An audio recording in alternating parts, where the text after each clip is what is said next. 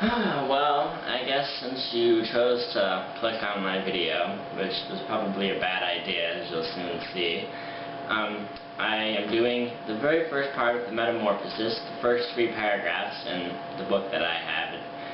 Different translations are probably different, because I thought it was really funny, just the first sentence. But anyway, without further ado, here's my terrible rendition of the first 3 paragraphs of the Metamorphosis. When Gregor Samson awoke from troubled dreams one morning, he found he had been transformed in his bed into an enormous bug. He lay on his back, and when he lifted his head a little bit, he could just see his belly, brown, round, and divided into arched segments, on top of which lay his blanket, ready to fall off, but just barely staying perched. His numerous legs, pitifully thin in comparison to the rest of his body, dangled helplessly before his eyes. "What's happened to me?" he thought. It was no dream.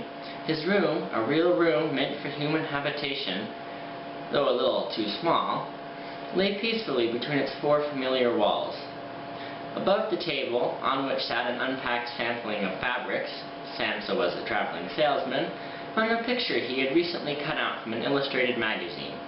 It depicted a lady who, decked out in a fur hat and fur boa, sat upright and raised towards the viewer a heavy fur muff that encased her entire forearm. Gregor's gaze then turned towards the window, and the dismal weather, he could hear the rain beating against the window gutter, made him quite melancholy. "I should just go back to sleep and forget about all this foolishness," he thought. But it was quite out of the question, because he was accustomed to sleeping on his right side and couldn't possibly assume that position in his current state. Every time he threw himself energetically onto his right side, he would roll back into the supine position.